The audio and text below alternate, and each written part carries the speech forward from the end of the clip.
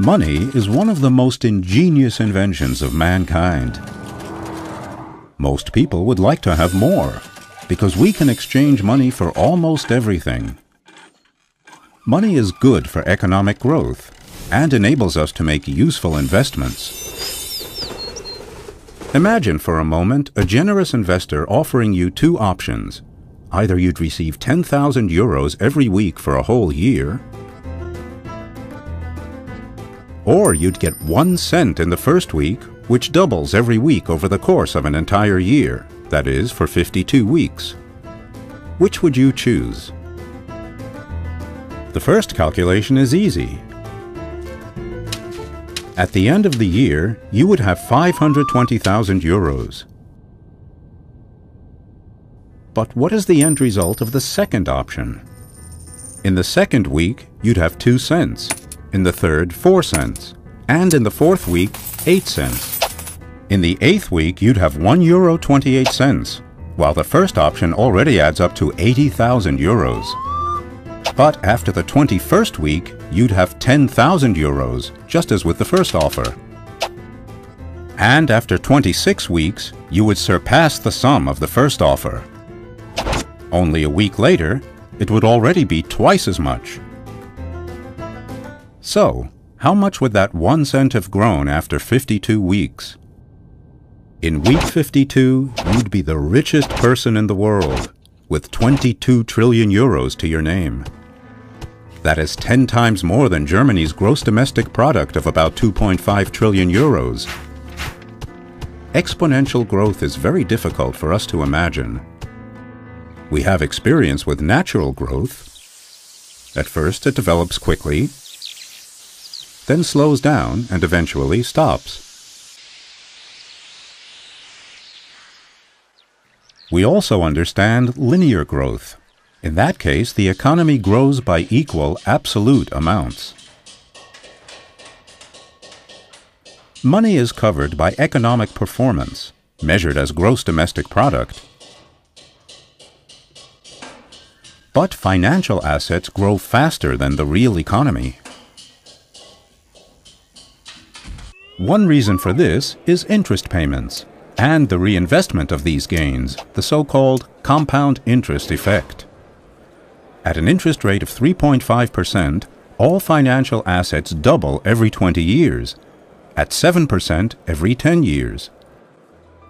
For example, growth in Germany began in 1948 with the introduction of the D-Mark.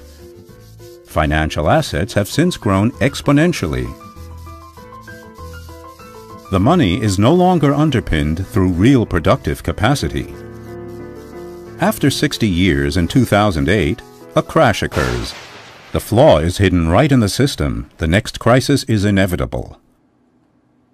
But how does interest get paid? Most people believe that only those who take out a loan from a bank pay interest.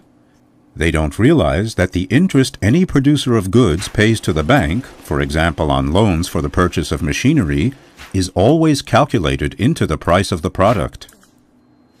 In this way, interest is contained in every calculation and is part of every price, even in the price we pay for milk, bread, and eggs. On average, the price of drinking and wastewater includes 15% interest.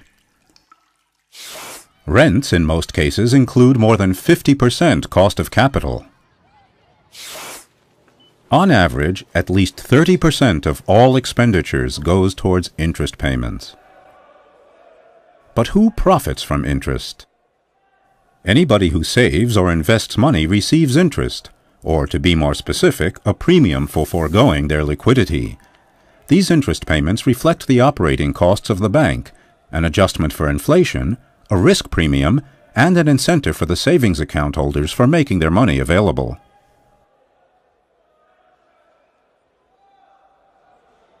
Every investor is happy about earning interest. If the interest earned is higher than his expenses for interest, he has made money. But what about expenses through the hidden interest costs?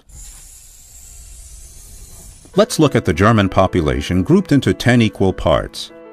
80% pay more interest than what they earn through investments, savings, or insurances.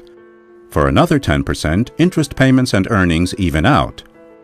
No more than 10% actually make a profit.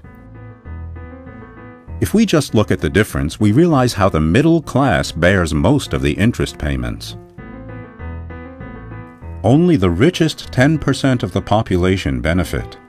They receive about 60% of all interest payments, passive income that is not the result of work.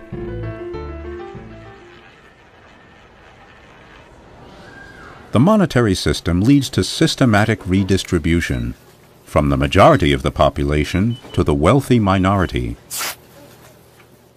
The major share of the interest burden is carried by the middle class.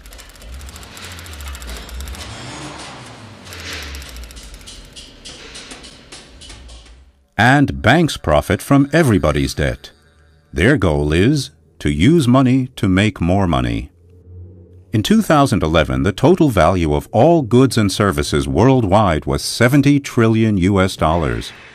But the stock market had an additional turnover of $63 trillion, the derivative market approximately $708 trillion, and the currency market $1,007 trillion. The financial markets are many times larger than their basis, which is the world's gross domestic product. Further consequences of the flaw in our monetary system are inflation, continually growing debt, and the unrelenting drive for growth.